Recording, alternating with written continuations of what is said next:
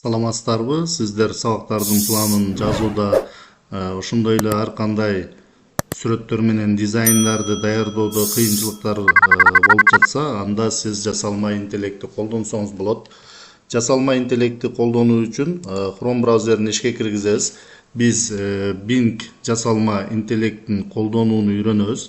Ал үчүн адрестик жолчого Bing деп англисче жазсак да болот, же болбосо кириллица менен жазсак да болот.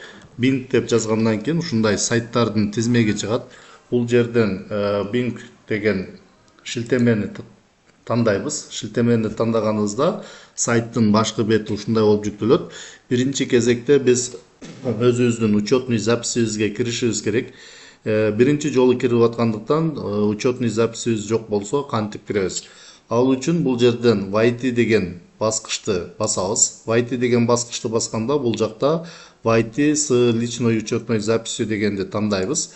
Тандаганыбызда бул жерден ушундай чыгат. Бизде азырынча Microsoft'та учетный запись жок болгондуктан бул жерден создайте ее деген шилтемени басабыз. Создайте ее деген шилтемени басканыбызда бул жака бизге электрондук поштаны жазууну сунуштайт. Бул жерге электрондук поштабызды жазабыз.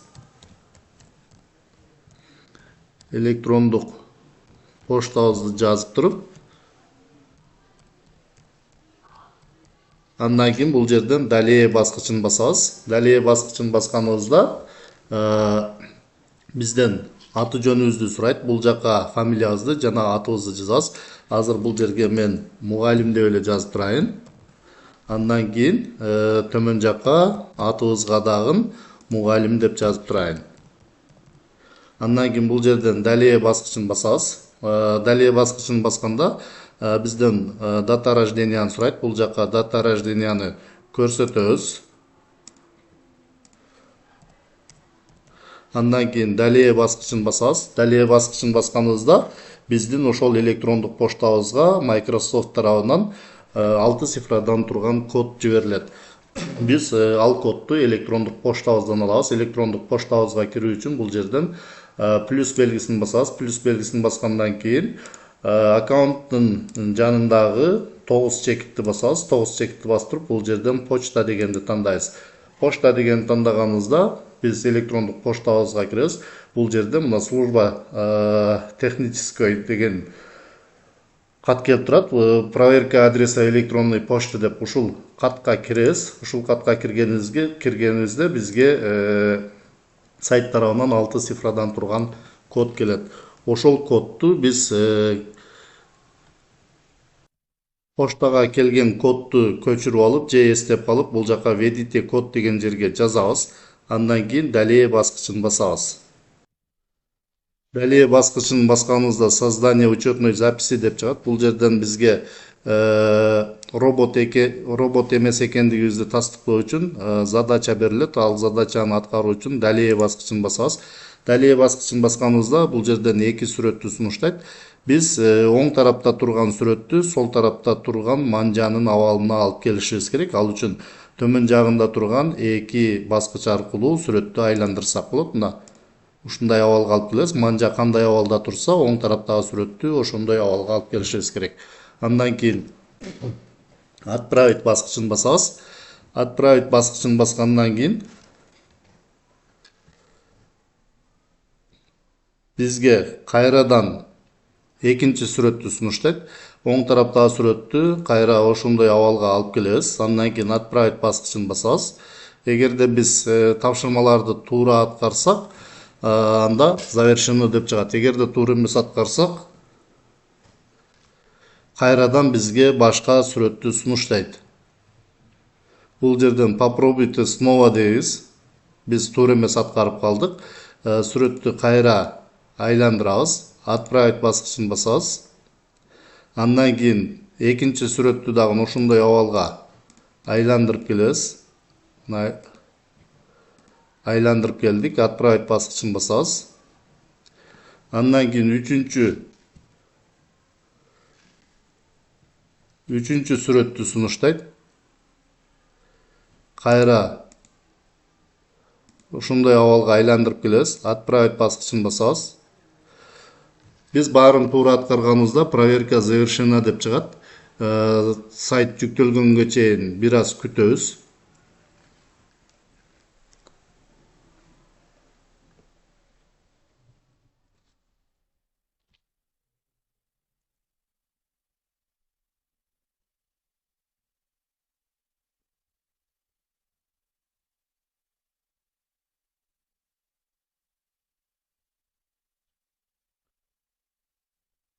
Биз катталгандан кийин ушундай болуп, бул жерде войти деген жазуунун ордуна учетный записибиздин аталышы чыгып калат.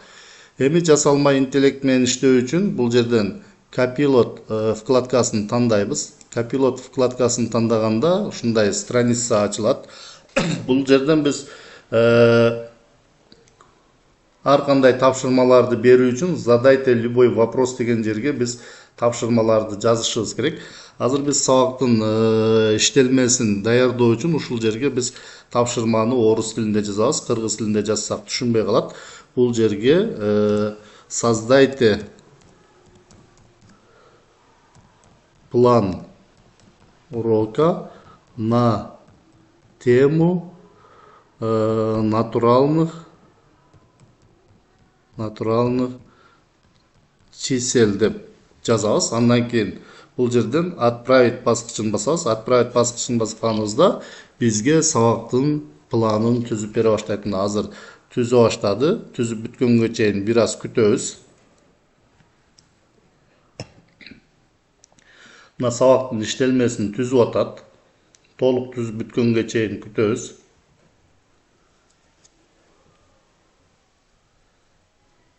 Мына бул жерде сабакты кантип өтүш керек, практикалык тапшырмаларды кантип бериш керек, сабакты кантип жыйынтыкташ керек, баарын жазып берип атат. Кошумча материалдар, кандай кошумча материалдарды колдонуш керек, ошонун баарын жазып берип атат. Мына жазып болду. Эми жазып болгондон кийин биз бул сабактын иштелмесини скачать этип алсак болот. Ал үчүн бул жерден экспортировать баскычын басабыз. Эгерде сиз сабагыңызга дагы тапшырмаларды кошууну кааласаңыз, анда бул жерде можете ли вы продолжить дополнительные задачи для практики деп турат. Практикалык тапшырмаларды берүү үчүн ушул жерди бассаңыз, бул темага практикалык тапшырмаларды дагы кошуп берет. Мына азыр астына түзө баштады. Мына практикалык тапшырмаларды түзүп атат. Бул темага байланыштуу тапшырмаларды дагы даярдап алсаңыздар болот. Ушундай кылып 6 тапшырма даярдап атат. Азыр 7-чи тапшырманы даярдап атат. Мына тапшырмаларды даярдап бүттү. Даярдап бүткөнгө чейин бир аз күтөбүз. Андан кийин бул жерде жөнөкөй сандарды кантип айырмалоо керек, ошол боюнча дагы кошууну кааласаңыз, ушуну тандап койсоңуз, бул жака жөнөкөй сандарды айырмалоо боюнча дагы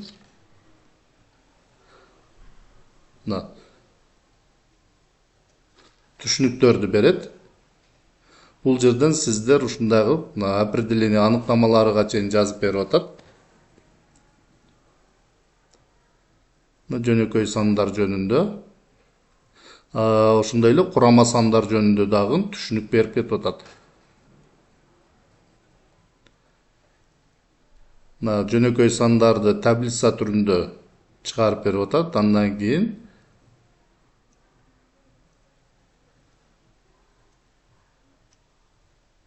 ушундай кылып бир канча тапшырмаларды дагы кошуп алсаңыздар болот. Баардык материалдарды даярдап алгандан кийин сиз компьютерге өткөрүп алууну кааласаңыз, анда бул жерден экспортировать баскычын басабыз. Басканда бул жактан Word же PDF форматында өткөрүп алууну каалайсызбы дейт. Кааласаңыз Word форматында өткөрүп алууну кааласаңыз Word дегенди тандайбыз. Тандаганда бул жерден экспорт кыла баштады. Экспорт кылганга чейин бир аз күтүп турабыз.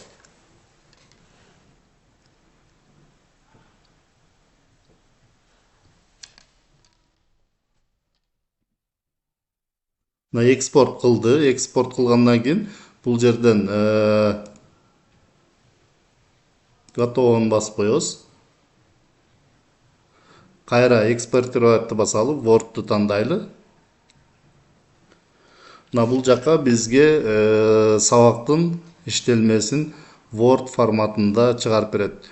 Жүктөлгөнгө чейин бир аз күтүп турабыз.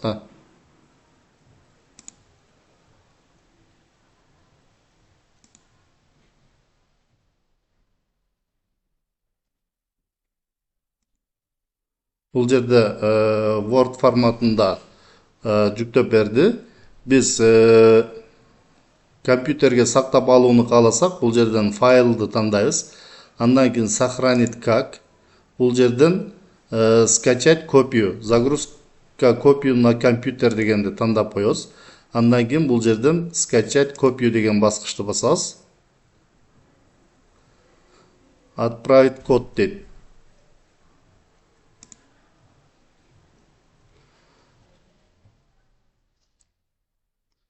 Бизге азыр электрондук поштабызга код жиберди. Ошол кодду бул жака алып келип коюшубуз керек.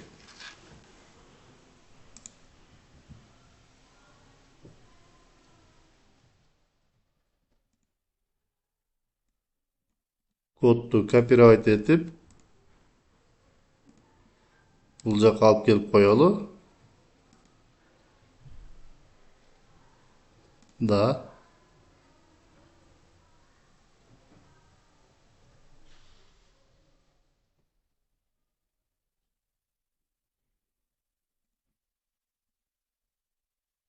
Бул жерден эгерде Word'го түшпөй калса, азыр бул интернет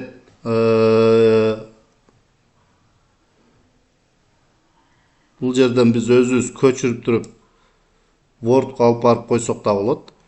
Копировать этип туруп. Мына копировать эттик. Копировать этип туруп, бул жактан Word'ду ачабыз дагы. Новый документ деп туруп, Word'го алып келип койдук. Word'го алып келип койгондон кийин биз бул документти сактайбыз. Файл, сохранить как деп туруп, обзор, загрузканын ичинде эле сактап туралы. Бул жерге простые числа деп бул темасын өзгөртүп коелу. Натуралдык сандар деп кыргызча эле жазып туралы. Андан кийин сохранить баскычын басабыз. Эми бул орусча болуп атат. Биз муну кыргызчага которушубуз керек. Кыргызчага которуу үчүн бул жерден плюс белгисин басып, жаңы вкладка ачабыз дагы бул жерге Google переводчик деп жазабыз. Google переводчик деп жазгандан кийин бул жерден Google переводчикке киребиз. Google переводчикке киргенден кийин целый документти которуп алуу үчүн бул жерден документы дегенди тандайбыз. Андан кийин бул жактан выбрать файлы дегенди тандайбыз дагы. Жанагы сактаган сабактын иштелмесин тандап туруп, открыть баскычын басабыз. Открыть баскычын баскандан кийин бул жактан кыргыз тилин тандайбыз. Эгерде бул жерде кыргыз тили жок болсо, ылдый карап турган стрелканы бассак 200ге жакын тилдер чыгат. Бул жактан кыргыз тилини таап, тандап коебуз. Андан кийин бул жерден перевести деген баскычты бассак, которо баштайт. Которуп бүткөнгө чейин бир аз күтөбүз. Которуп бүткөндө бул жерде скачать перевод деген баскыч чыгып калат.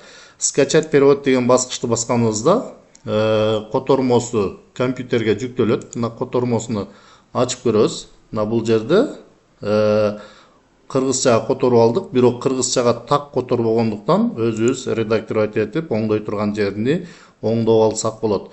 Ушундай кылып сабактардын иштелмесин даярдап алсаңыздар болот. Ошондой эле ар кандай дизайндарды даярдасаңыздар да болот. Дизайндарды даярдоо үчүн бул жерден десигне дегенди тандайбыз. Десигне дегенди тандагандан кийин бул жакка суроону жазабыз. Мисалы, создайте дизайн для информатика деп жазалы. Информатика. Андан кийин отправить баскычын бассак, информатикага байланыштуу бизге дизайн түзүп берет. Азыр түзүүнү баштады. бир аз күтүп турабыз түзүп бүткөнгө чейин. Азыр түзө баштады. Дагы бир аз күтөбүз.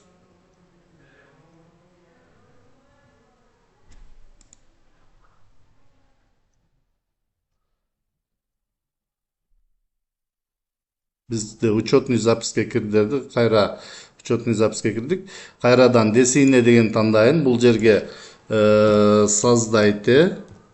создайте дизайн для информатика деп жазалы. Информатика деп жаздырып, отправить баскычын бассак, бизге дизайн түзө баштайт. Бир аз күтүп турабыз. Мына азыр түзө баштады. Дагы бир аз күтөбүз.